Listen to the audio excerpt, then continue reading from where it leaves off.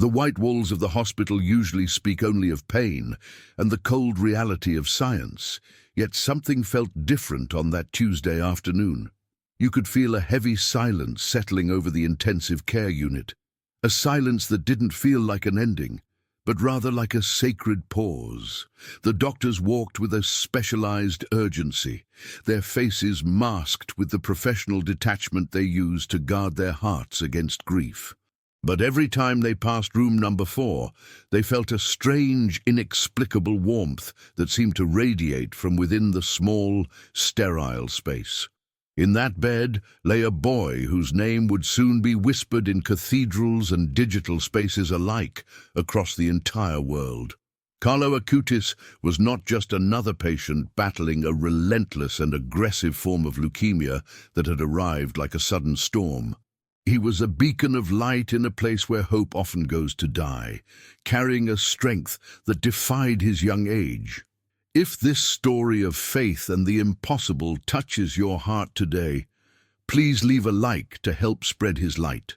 The machine surrounding him hummed a rhythmic electronic lullaby that measured the fragile threads of a life that was lived for something much greater. Every beep was a reminder of the battle being fought between a physical body that was failing and a spirit that was already soaring high. The nurses who attended to him noticed that Carlo never complained about the excruciating pain that his condition naturally brought to his tired bones. Instead, he spent his moments of consciousness offering his suffering for the Pope and for the Church, a gesture that left the staff speechless. They had seen many people face the end, but they had never seen a teenager embrace the inevitable with such a profound sense of mission. It was as if he knew something they didn't, as if he were looking through a window into a reality far more beautiful than theirs. This was the beginning of a series of events that would eventually challenge every scientific law the medical team held as absolute truth. There is a specific kind of tension that fills a room when science reaches its limit and the supernatural begins to press against the thin veil. The lead doctor had already prepared the family for the worst, explaining that the biological markers were showing a rapid and irreversible decline. Yet as he looked into Carlo's eyes, he didn't see the fear or the confusion he was so accustomed to witnessing in terminal cases. He saw a clarity that was hauntingly beautiful, a gaze that seemed to penetrate the very soul of anyone who dared to look back at him. It was a gaze that suggested that death was not a wall, but a doorway that he was perfectly prepared to walk through. The atmosphere in the hallway began to change as words spread among the staff about the young boy who smiled amidst his deep agony. They started to linger a little longer near his door, drawn by an invisible force that offered a strange sense of peace.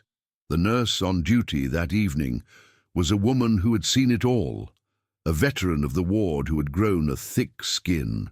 She believed in what she could see, what she could touch, and what the digital monitors told her with their cold, flickering numbers. To her, faith was a comfort for those who couldn't handle the harsh reality of the clinical world she navigated every single day. But as she entered Carlo's room to check his vitals, she felt a sudden shiver that had nothing to do with the air conditioning. The air felt thick, with a presence that made her hands tremble slightly as she adjusted the IV drip hanging above the bed. Carlo turned his head slowly toward her, his breath shallow but his focus intense, as if he had been waiting for her specifically. It was in this precise moment of quiet observation that the first crack in her armor of skepticism began to form. What makes a miracle truly transformative is not just the event itself, but the way it prepares the hearts of those who are meant to witness it. Carlo wasn't just lying there waiting for the end. He was actively communicating a message of hope through his very existence in that room. The nurse noticed that the monitors were displaying readings that should have indicated a state of extreme distress and physical collapse. However, Carlo's physical demeanor was one of total serenity, as if his body were no longer governed by the laws of biology alone. She reached out to touch his forehead, expecting to feel the burning heat of a fever, but instead she felt a calm, steady warmth. It was as if a hidden energy was sustaining him, a light that the medical equipment was struggling to translate into simple data points. Stay until the end, because what the monitors showed next will change everything you think you know about life and death. In the world of the hospital, time is measured in dosages and heart rates, but in that room, time seemed to expand into an eternal moment. The nurse felt an overwhelming urge to sit down, to listen, and to understand the mystery that was unfolding right before her very eyes. She had spent years watching the light fade from people's eyes, but in Carlo, she saw the light growing stronger with every passing hour. It was a paradox that defied her training and made her question the foundation of everything she had learned in her long career. She found herself whispering a prayer she hadn't said in decades, a spontaneous plea for understanding in the face of such holiness. The young boy looked at her with a knowing smile, as if he could hear the silent conversation happening within her conflicted heart. The monitors continued their steady pulse, but the numbers began to fluctuate in a way that the technical manuals could never truly explain. Usually, these fluctuations would be a cause for alarm, a signal for the crash cart and the emergency team to come rushing in. But there was no alarm sounding, only a harmonious vibration that seemed to sync with the very breathing of the young man in the bed. The nurse checked the connections, moved the sensors, and even reset the main display, thinking there must be a mechanical error or a short. But the impossible readings persisted, creating a visual map of a phenomenon that science simply was not equipped to handle or define. She realized then that she was not just monitoring a patient. She was witnessing a bridge being built between two very different worlds. Carlo's mother stood by the window, her heart breaking yet filled with a supernatural strength that she could only describe as a gift from God. She watched the nurse's confusion and saw the way her son was reaching out to the woman through the silence of the room. She knew that Carlo had always lived his life for others, using the internet to spread the love of the Eucharist to the world. Now, in his final moments, his mission hadn't changed. It had simply moved from the digital screen to the physical heart of a stranger. The room was becoming a sanctuary, a place where the ordinary was being swallowed up by the extraordinary and the divine. Every person who entered felt the weight of the sacred, a presence so thick it was almost tangible to the human touch. As the evening shadows grew longer, the nurse felt a sudden, profound connection to the boy who was technically under her clinical care. She realized that she wasn't the one providing the comfort. It was Carlo who was offering her a peace she hadn't known. He was a teenager facing the end of his earthly journey, yet he was the most composed and powerful person she had ever met. The authority he carried was not one of titles or age, but of a soul that was perfectly aligned with its creator. She found herself leaning closer to him, drawn by a whisper that had not yet been spoken, but was already vibrating in the air. The stage was being set for a revelation that would be documented not just in medical files, but in the annals of faith. The moment of the whisper was approaching, a moment that would forever mark the divide between the person she was and the person she would become. The monitors were about to show something that would make the head of the department call for a full technical investigation of the equipment. But those who were in the room knew that no technician could fix or explain what was about to happen on those screens. It was a message from the beyond, a signature of the divine, written in the language of electronic waves and pulsing lights. The nurse held her breath, her eyes fixed on Carlo's lips as they began to move with a final, desperate yet joyful effort.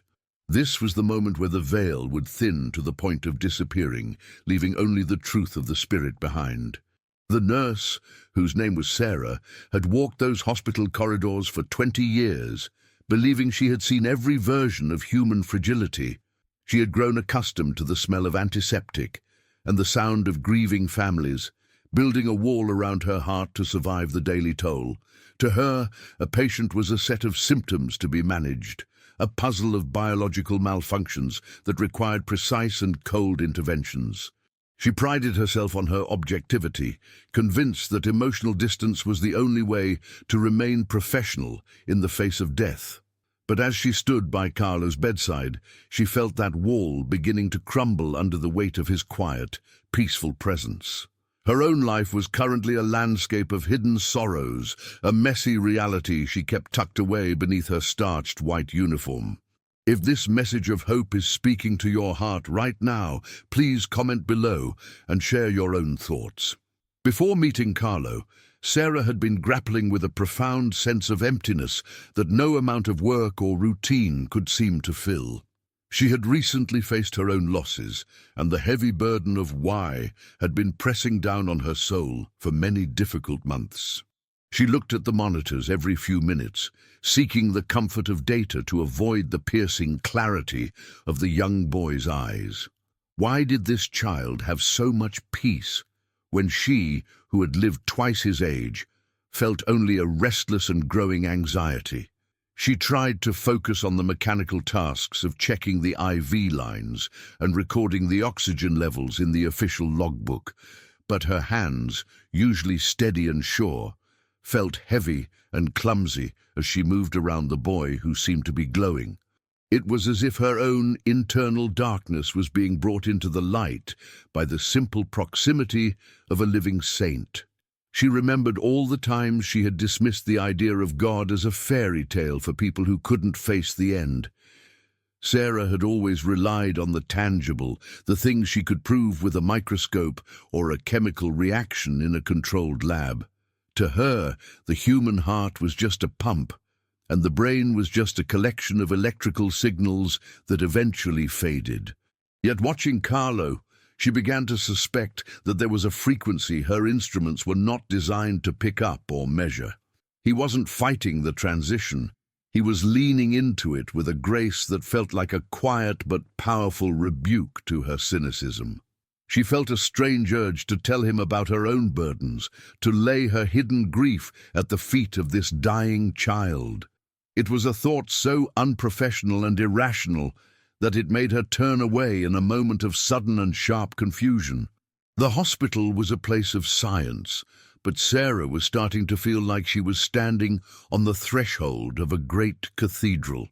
The light coming through the window seemed to hit the monitors in a way that made the numbers dance like golden sparks of fire. She found herself checking the door to see if any of the other staff members were watching her strange and emotional reaction. She didn't want them to see the cracks in her persona, the way her eyes were beginning to sting with unbidden and hot tears.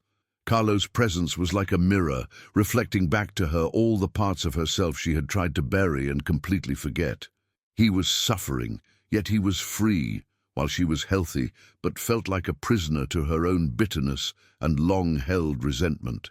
She realized that she needed his help more than he needed her medical expertise in that sacred and heavy hour. Every time she adjusted his pillow, she felt a small shock of electricity that seemed to travel from his skin directly into her heart. It wasn't a painful sensation, but a wake-up call to a part of her spirit that had been dormant for a very long time. She looked at his hands, which were thin and pale, yet they held a strength that felt more solid than the floor beneath her. Sarah knew that the medications she was administering were only to provide comfort, as the disease had already claimed the physical victory. But the more she looked at the losing boy, the more she felt that she was the one who was actually losing the battle. She was losing her grip on her disbelief, losing her attachment to the cold, hard logic that had failed to bring her peace. The nurse felt a desperate need for a sign, something that would prove that her life and her pain actually mattered. The silence in the room was occasionally broken by the soft murmurs of Carlo's mother, who was praying the rosary in a low, rhythmic tone. Sarah had always found such displays of piety to be a bit superstitious and unnecessary in a modern medical setting like this one. Now, however, the repetition of the prayers felt like a heartbeat, a steady pulse that provided a foundation for the entire room's energy. She found herself matching her own breathing to the rhythm of the Hail Marys, feeling a strange and unwelcome sense of calm. The skepticism she had worn like a shield was becoming too heavy to carry, and she longed to set it down and breathe. She looked at the digital monitors again, noticing that the heart rate line was perfectly steady, almost unnaturally so for a patient. It was as if the machine itself was caught in the same meditative state that had taken over her own wandering mind. She thought about the thousands of patients she had treated and how few of them had left a mark on her memory or soul. Most were just names on a chart, faces that blurred together in a long line of biological struggle and eventual, inevitable physical departure. But she knew with a terrifying certainty that she would never be able to forget the name Carlo Acutis for as long as she lived. He was a mystery that demanded an answer, a question mark placed right in the middle of her carefully ordered and sterile life. The weight of her hidden burden, the loneliness, the doubt, and the fear seemed to be shifting as she stood in his powerful presence. She felt an incredible tension building in the air, a sense that something was about to break or be revealed in a spectacular way. The atmospheric pressure in the room seemed to change, making her ears pop as if she were ascending a high and holy mountain. Sarah reached out to touch the monitor, checking once more if the sensors were properly attached to Carlo's chest and his thin, pale wrist. Everything was in place, yet the readings continued to show a pattern that she had never seen in all her years of clinical experience. The waves were not jagged or erratic, but formed a series of perfect, symmetrical loops that looked more like art than medical data.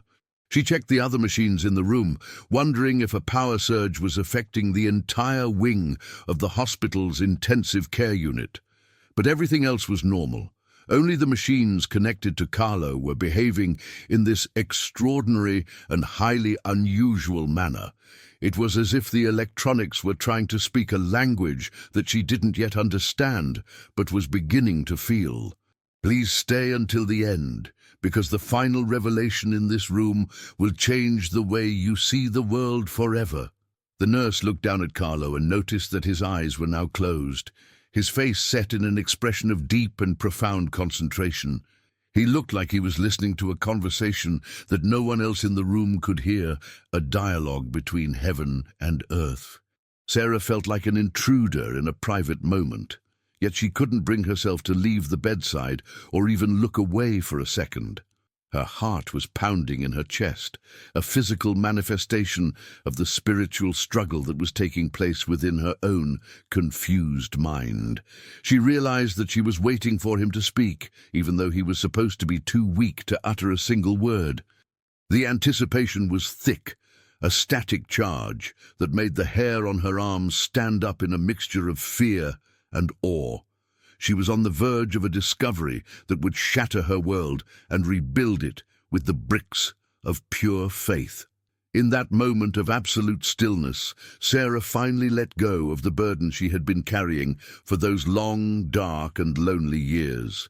She didn't say a word, but in her heart she admitted that she was lost and that she was desperately searching for a way home. She looked at the boy who was about to die and saw in him a life that was more vibrant than anyone she knew. It was the ultimate paradox. The dying teenager was the only one in the room who truly knew what it meant to be alive. The monitors flickered once, a bright flash of white light that seemed to reflect the sudden clarity that was washing over her tired soul. The stage was finally set for the whisper that would defy science and change the course of Sarah's life and the hospital's history. Everything was about to change, and she was the one chosen to be the primary witness to the impossible and the divine. The silence in the room suddenly became so dense that even the sound of the ventilator seemed to fade into a distant hum. Sarah leaned in closer to Carlo, her heart racing as she noticed his parched lips beginning to move with a rhythmic, ghostly effort. It was a movement so subtle that any other nurse might have missed it, but Sarah was now tuned into a different frequency. She felt a magnetic pull toward him, an invitation to witness a secret that was being delivered from the very edge of eternity. The room seemed to grow darker at the corners, focusing all the light onto the small space between her ear and his mouth. She held her breath, afraid that even the slightest sound of her own breathing would shatter this fragile and sacred communication.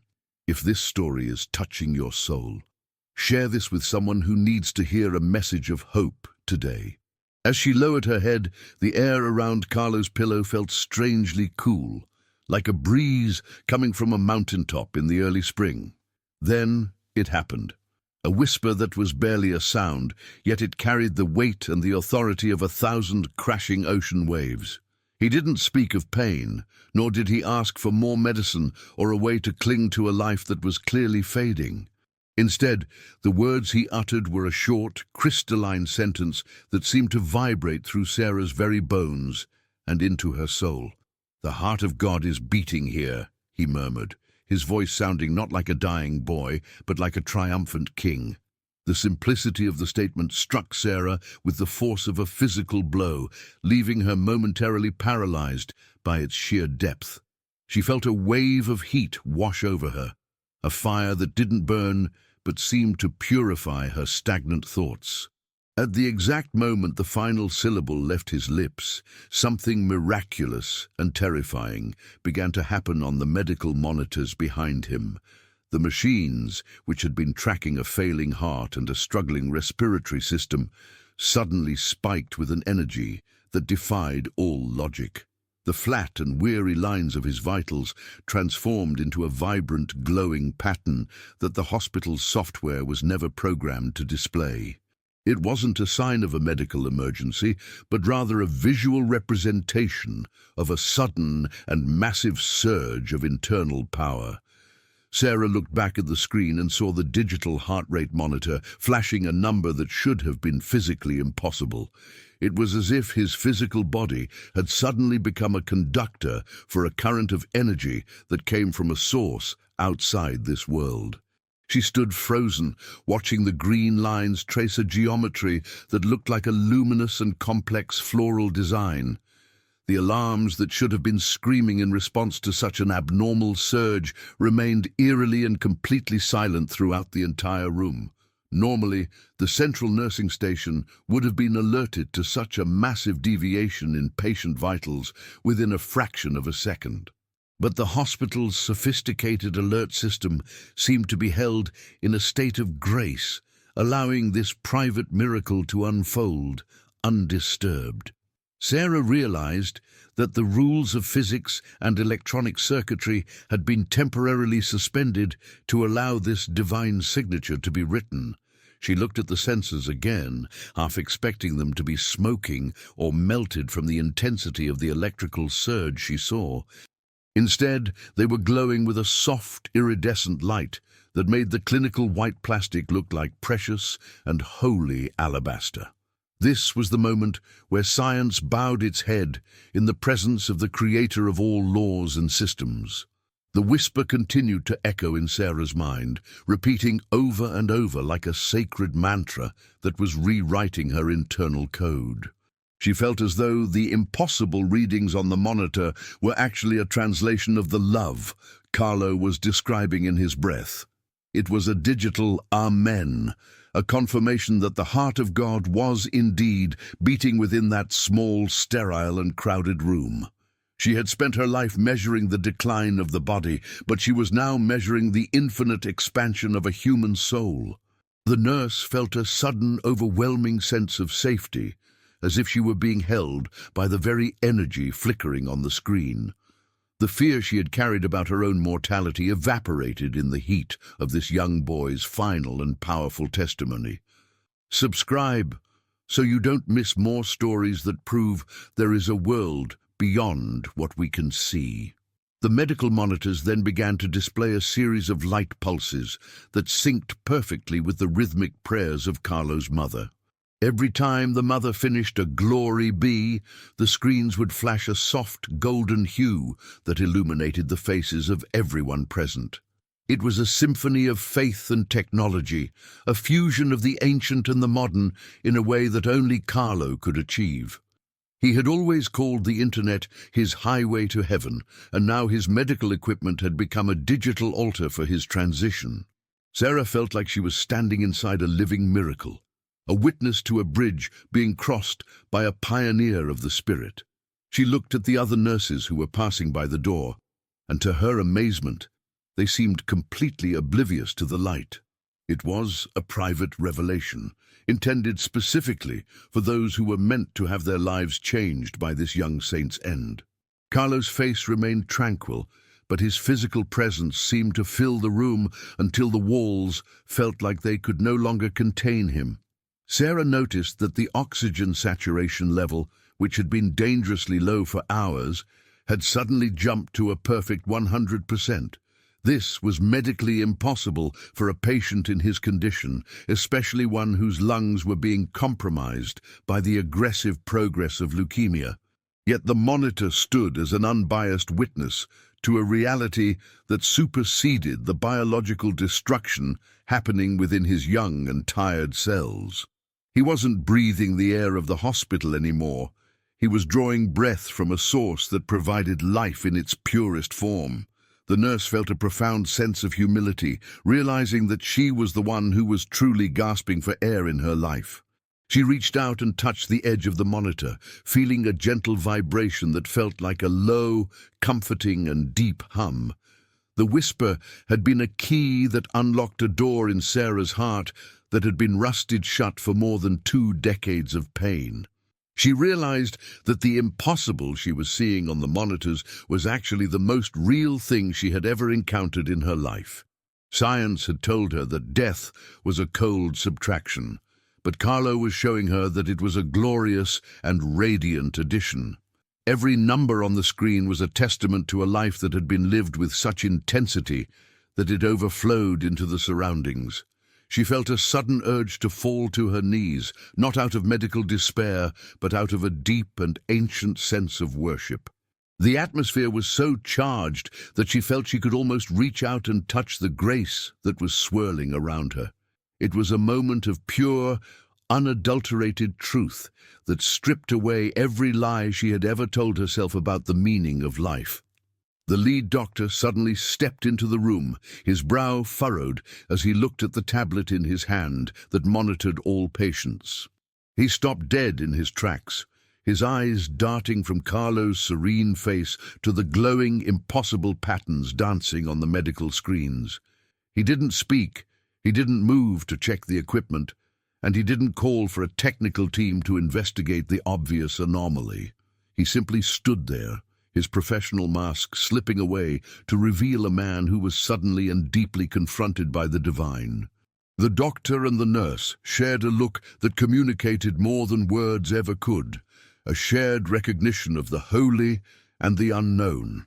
In that silence, the monitors pulsed one last time, with a light so bright it seemed to leave a permanent mark. Stay until the end, because the medical explanation for this event is even more shocking than the miracle itself. As the whisper faded into the silence of the room, the monitor reading slowly began to return to a state of calm and quiet. The impossible peaks and valleys leveled out into a steady, peaceful flow that mirrored the transition Carlo was about to make. Sarah felt as though she had been given a glimpse behind the curtain of the universe, a peek at the mechanics of heaven. The burden she had been carrying was gone, replaced by a curiosity and a hope that she thought she had lost forever. She looked at Carlo and silently thanked him for the whisper, for the miracle, and for the chance to see the truth. The room was no longer just a place where a life was ending. It was a place where an eternal legacy was beginning. She knew that her life as a nurse would never be the same, and her journey as a believer was just starting. The physical atmosphere of the room had shifted, but the spiritual connection was only just beginning to deepen into something eternal. Carlo had always lived with one foot in heaven, treating the digital world as a tool to map out the geography of the divine. Now, as he lay between two worlds, that digital highway, seemed to manifest right there in the hospital's cold electronic environment. Sarah felt as though the machines were no longer just tools of medicine, but extensions of Carlo's own vibrant and tech-savvy soul. It was as if his life's work of documenting Eucharistic miracles was being downloaded into the very room where he now rested. The veil between the seen and the unseen was becoming so thin that the nurse felt she could almost touch the light. If this connection to the divine moves you, please comment if this message spoke to you today. In his final days, Carlo had often spoken about how the Eucharist was his highway to heaven, a phrase that now echoed with new meaning. Sarah watched as his hands occasionally moved, as if he were still typing on his laptop, continuing his mission from a hospital bed. It was a hauntingly beautiful sight, a young man using his last ounces of strength to bridge the gap for those left behind. The nurse realized that Carlo wasn't just leaving the world, he was purposefully creating a path for others to follow his light. Every beep of the monitor felt like a heartbeat of the church, a rhythmic reminder of the communion of saints he loved. The technology he once mastered was now serving as the final witness to his extraordinary transition into the arms of God. He was proving that even in the digital age, the ancient mysteries of faith are more relevant than ever. The doctor remained by the door, unable to explain why the hospital's high-tech network wasn't flagging the strange data coming from room 4. Usually, any interference with the medical monitors would trigger a cascade of technical protocols and loud, intrusive alarms across the ward. But the glitch occurring in Carlo's room was silent, elegant, and possessed a deliberate sense of order and holy purpose. It was as if a higher intelligence had rewritten the hospital's software to allow this spiritual transmission to occur without any human interference. Sarah felt a sense of pride in being the one chosen to stand guard over this sacred and technological intersection. She understood now that Carlo's holiness wasn't something separate from the modern world, but something that moved right through it. The nurse looked at the boy's peaceful face and saw the true definition of a modern saint for a digital era. As the night deepened, the light in the room took on a quality that Sarah could only describe as supernatural, even though she lacked the words. It wasn't the harsh glare of the fluorescent bulbs, but a soft, pulsing luminescence that seemed to come from the heart of the boy. The connection beyond the veil was becoming more than just a feeling. It was becoming a visible and undeniable physical reality. She felt as though the prayers being offered for Carlo across the globe were being funneled into that single, small hospital room. The monitors flickered with names and places in a way that Sarah couldn't explain, as if the internet itself were grieving for him. It was a global heartbeat, a digital wake that preceded his physical passing by only a few precious and silent hours. This was the legacy of a boy who knew that the spirit is the ultimate and most powerful network. The nurse found herself reflecting on the way she had lived her life, disconnected from the very source of life that Carlo embraced. She saw her own connection to the world was superficial, based on pixels and numbers rather than the deep spiritual reality of grace. Carlo was showing her that the true internet is the one that connects every human heart to the eternal heart of the Creator. She felt a sudden, sharp pang of regret for all the years she had spent ignoring the signals of the divine. But the regret was quickly swallowed up by the immense peace that continued to flow from the boy in the bed. He was teaching her that it is never too late to log on to the frequency of heaven and start anew. Stay until the end, because the way this connection finally resolves is a miracle that science cannot explain. Every time Sarah touched Carlo's arm to check his pulse, she felt a sensation of home, a place she hadn't realized she was missing. It was as if he were sharing his destination with her, giving her a taste of the joy that awaited him on the other side. The connection beyond the veil was a two-way street, bringing the peace of heaven down while lifting the nurse's spirit up. She realized that death wasn't a disconnection at all, but the moment when the signal finally becomes perfect and clear forever. The monitors continued to hum with a low melodic tone that sounded like a choir singing from a very great distance. It was a symphony of the spheres, played out on the stage of a modern intensive care unit in a silent hospital. Sarah closed her eyes for a moment, letting the music of the spheres wash over her tired and thirsty soul. The equipment began to display a series of coordinates, locations of Eucharistic miracles that Carlo had spent his short life researching and cataloguing for the world. Sarah didn't recognize them as coordinates at first, but the pattern was too deliberate to be a random error of the machinery. It was as if his life's work was flashing before his eyes, a final review of the mission he had completed so faithfully. The nurse felt a surge of awe as she realized that even in his weakness, Carlo was still teaching and still evangelizing. He was using the very tools of his physical confinement to proclaim the freedom he found in the presence of the Lord. The room was no longer a place of sickness. It was a classroom where the subject was the infinite love of God.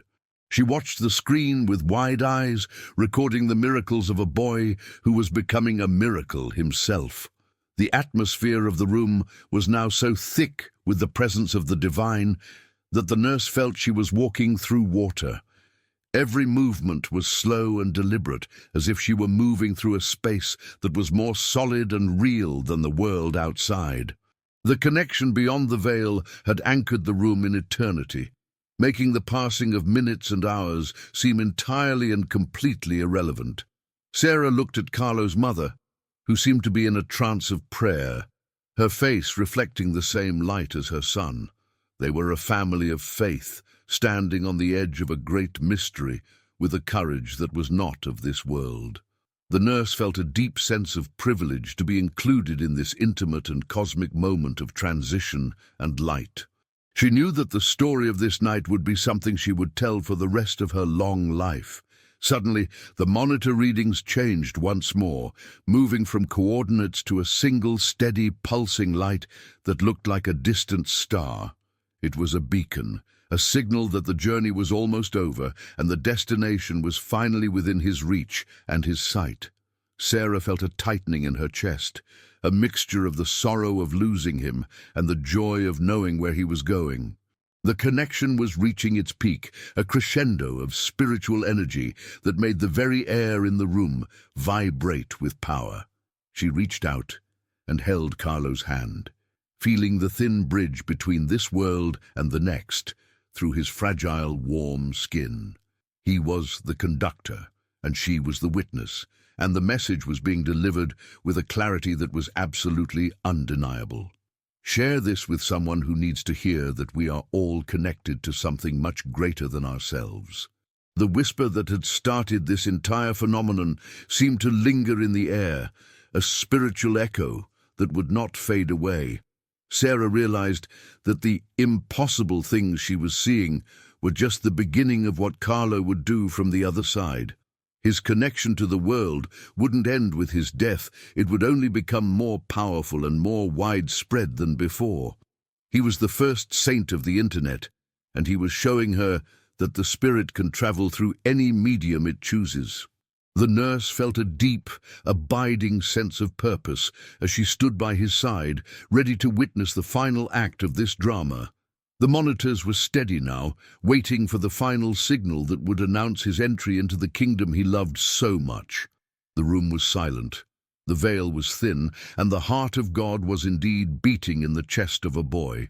The morning after Carlo's whisper, the hospital was buzzing with a confusion that no medical textbook could ever hope to resolve.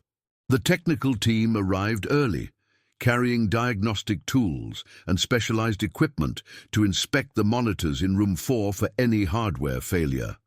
They spent hours checking the fiber optic cables, the software logs, and the internal sensors that had behaved so strangely during the night. Every test they performed returned a result of perfect operation, indicating that the machines were functioning exactly as they were designed to do. The engineers scratched their heads in disbelief, unable to find a single logical reason for the light patterns Sarah had witnessed. It was a clinical puzzle that had no biological or electronic answer. leaving the experts in a state of profound and deep silence. If this mystery of faith and science intrigues you, subscribe so you don't miss the conclusion of this story. Sarah sat in the break room, her hands trembling as she held a cup of coffee she had forgotten to drink hours ago. She listened to the doctors debating the anomalies, hearing them use words like interference, static, and unexplained power surges to mask their own growing fear. But she knew that no surge of electricity could create a symmetrical pattern of light that pulsed in time with an ancient prayer. She knew that no mechanical failure could suddenly correct a patient's oxygen levels from a state of death to a state of life. The clinical reality she had served for 20 years was being stripped away, revealing a truth that was far more solid. The mystery wasn't in the machines, it was in the boy who had used them to write a final, divine message. She felt a strange sense of protective calm, knowing that some things are simply not meant to be measured by men. The lead doctor called for a closed-door meeting to discuss the incident, concerned about how to record these events in the official medical file. He looked at the data prints, the loops, the coordinates, and the steady, impossible heart rate that had defied every law of oncology. How could he write that a dying boy's whisper had seemingly recalibrated a $1 million monitoring system without touching a single button or wire? He feared for his reputation, yet he couldn't deny the peace he felt when he stood in the presence of that strange light. The medical mystery was becoming a spiritual crisis for the entire department, forcing them to look beyond the charts and the graphs. They were scientists who had spent their lives studying the how, but Carlo was forcing them to finally ask the why. It was a moment of profound vulnerability for a group of people who usually held all the answers in their hands. Sarah was called into the office to give her official statement as the primary witness to the events that had occurred during the night. She stood before the board of directors, her voice clear and steady, as she described the whisper and the light that followed it. She didn't use medical terminology to explain what happened, but spoke instead of the warmth, the peace, and the presence of God. The administrators looked at each other in uncomfortable silence, unsure of how to process a nurse speaking of miracles in a house of science. They wanted a technical explanation to file away, but Sarah gave them a testimony that demanded a change of heart and soul.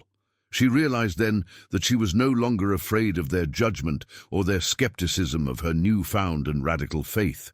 She had seen the impossible, and that sight had made her more courageous than she had ever been in her life.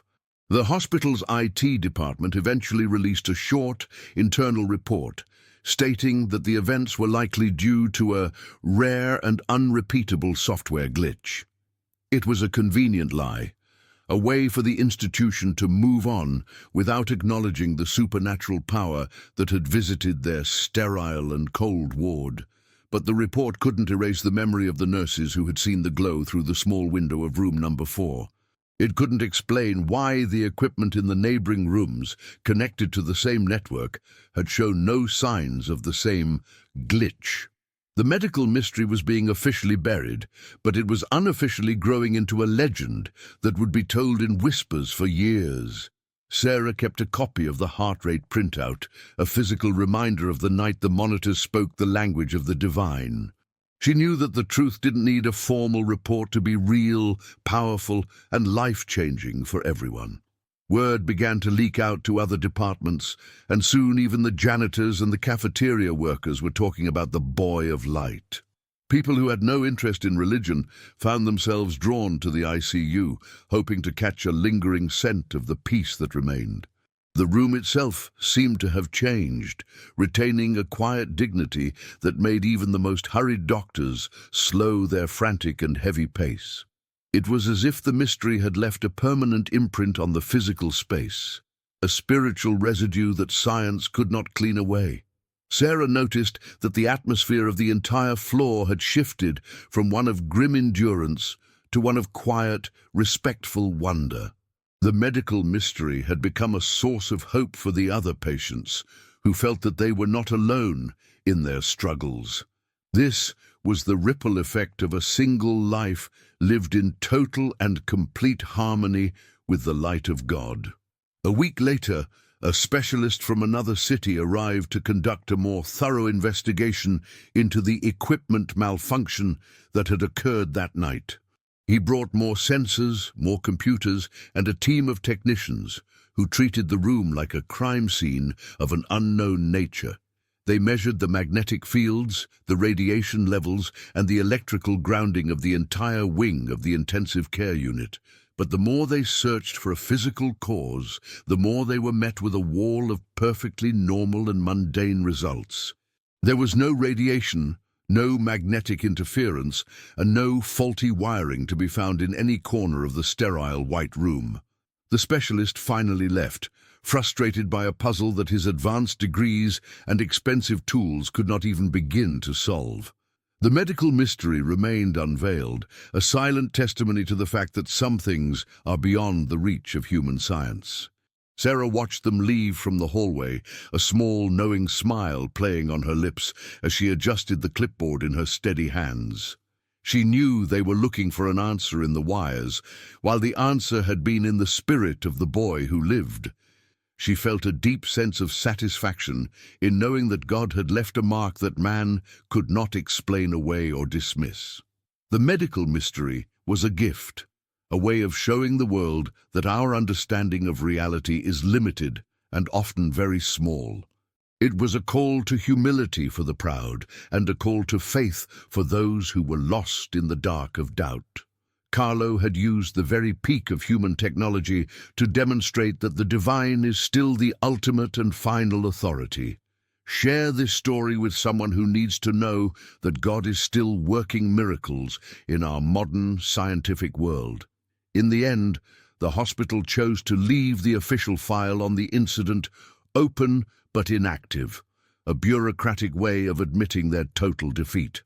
The doctors went back to their rounds, and the nurses went back to their shifts, but nothing was truly the same as it was before. Every time a monitor flickered or a light dimmed, they thought of Carlo and the whisper that had defied the laws of their world. The mystery became a part of the hospital's DNA, a secret that bound the staff together in a shared moment of unexplained awe. Sarah felt that her work had been elevated from a job to a ministry, a way of serving the light she had seen.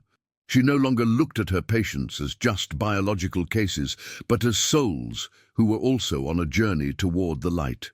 The medical mystery had unveiled her own heart, and for that she was eternally and profoundly grateful to the young saint. The story of the impossible monitors began to spread beyond the hospital walls, reaching the ears of those who were searching for a sign. It became a beacon for the discouraged and a point of reflection for the cynical who had forgotten how to believe in the unseen. Carlo Acutis was no longer just a name in a news report. He was a living proof of the intersection between heaven and earth.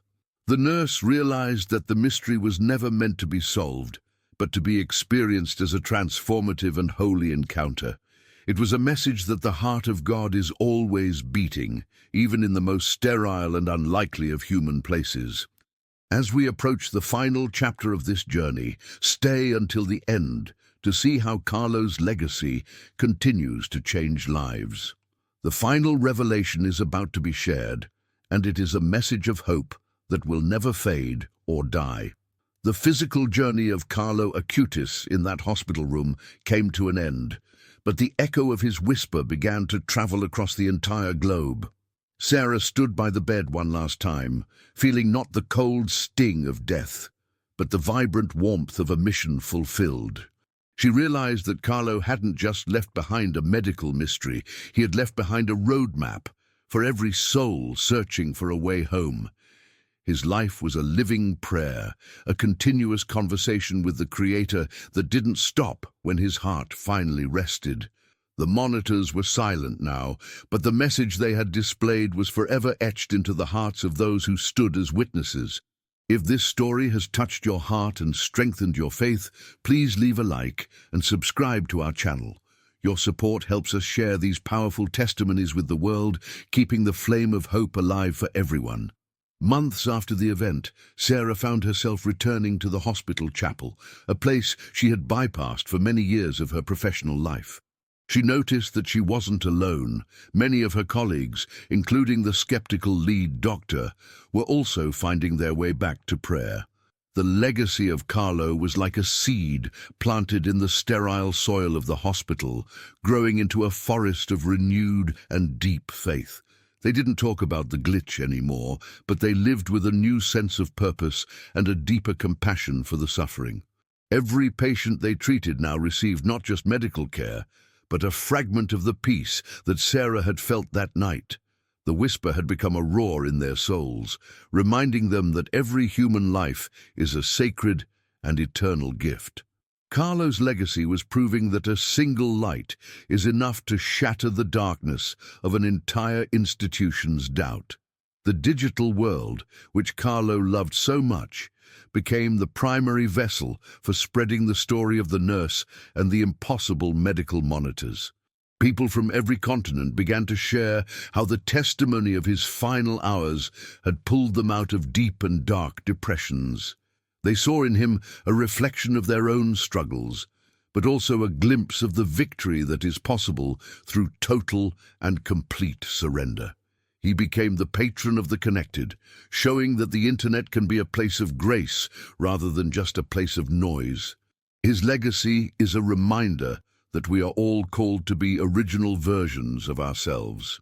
As he often said to his friends, the living prayer of his life continues to ripple through every screen, touching lives in ways that science will never be able to track. Comment below if this message spoke to you, and let us know how Carlo's story has changed your perspective. Sarah eventually decided to write down her experience, not for fame, but as a formal witness to the miracle she was privileged to see. She described how the heart of God wasn't just a theological concept, but a physical reality that can manifest in the most modern settings. Her words reached parents of sick children, giving them the strength to face the unknown with a courage they didn't know they possessed. She told them that the monitors might show one thing, but the Spirit of God is always doing something much deeper and more beautiful. Carlo's legacy was becoming a bridge for those standing on the edge of despair, offering a hand to pull them back into the light. He was a teenager who conquered the world not with power, but with the simple, humble, and profound love of the Eucharist. The story of the nurse and the boy became a testament to the fact that heaven is much closer than we think. We live in a world that often demands proof for everything, yet the most important things in life remain beautifully and completely invisible to the eye. Carlo used the very machines that demand proof to show that there is a reality that transcends the need for any human measurement. His legacy challenges us to look beyond the monitors of our own lives, our bank accounts, our status, and our physical health. He invites us to listen for the whisper of the divine in the middle of our own personal storms and hospital rooms. The living prayer he started is now being picked up by millions of people who have been inspired by his joy and faith. He showed us that holiness is not a goal for the distant past, but a possibility for the digital and modern present. Share this with someone who needs to hear it, because you never know who is currently waiting for a miracle. As the years pass, the room in the hospital remains a place of quiet pilgrimage for those who know the secret of what happened there. New nurses hear the story and find themselves checking the monitors with a sense of expectation, hoping to see a glimpse of the light. They learn that their hands are not just tools for medicine, but instruments of a much higher and more powerful healing grace. Carlo's presence is still felt in the corridors, a gentle reminder that the impossible is just a word used by those who have forgotten how to believe. His legacy is a living, breathing force that continues to convert the skeptical and comfort the broken-hearted every single day. He proved that you don't need a long life to leave a mark that will last for all of eternity. The heart of God is still beating, and Carlo is still pointing us toward that eternal and radiant rhythm. The whisper to the nurse was more than just a few words. It was a commission for her to live a life of authentic and visible faith. She realized that her encounter with Carlo was not a random event, but a divine appointment that saved her soul from the dry desert of cynicism. Now, she views every monitor she checks as a potential screen for the glory of God to be revealed once again. Her legacy, joined with Carlo's, is a story of transformation that proves no one is ever too far gone to be reached by grace. She often tells her students that the best medical equipment in the world is useless if the heart of the healer is closed. The living prayer of Carlo Acutis has taught her that love is the only medicine that truly and eternally heals the human spirit. She is no longer just a nurse. She is a witness to the light that the world can never extinguish. Think about the monitors in your own life today and the whispers you might be ignoring because they don't fit into your logical plans. Are you looking only at the numbers and the data? Or are you open to the impossible peace that God wants to give you? Carlo's story is a call to awaken our spiritual senses and to realize that we are part of a much larger and more beautiful network. He used his last breath to remind us that we are never alone, even in the darkest and most silent of hospital nights. The legacy of his living prayer is an invitation for you to start your own conversation with the divine right where you are. You don't need to be in a cathedral to experience the holy. You just need to be present and open to the light. This is the final message of a boy who changed the world by simply saying yes to the love of God. As we conclude this journey into the heart of a miracle, we ask you to carry the light of Carlo Acutis into your own daily life. Don't let the impossible readings of the world discourage you from believing in the power of prayer and the reality of the Spirit. Remember the nurse who found her faith again in the middle of a clinical ward, and the boy who smiled while he was facing the end. Their story is a gift to you, a reminder that the heart of God is beating here in this moment and in your very soul. Let the legacy of this living prayer guide you through your challenges and lead you to a place of profound and lasting peace. The monitors of the world may flicker and fade, but the light of a soul aligned with God will shine forever and ever. Stay until the end and let this final reflection sink deep into your heart as you move forward in your own path. May the example of blessed Carlo Acutis inspire you to use every tool at your disposal to spread the love and the truth of the gospel. May you find the courage to whisper words of hope to those who are lost in the sterile corridors of their own private and heavy griefs. We thank you for joining us in this exploration of faith, science, and the beautiful mystery of a life lived for the kingdom of heaven. Remember that you are a vital part of this great spiritual network, and your prayers have the power to change the world around you. We look forward to seeing you in our next video, where we will continue to share stories that bridge the gap between earth and the divine. Go in peace, and may the heart of God always beat strongly and clearly within your own transformed and radiant heart. Thank you for staying until the end, for this ending is truly just the beginning of your own miracle.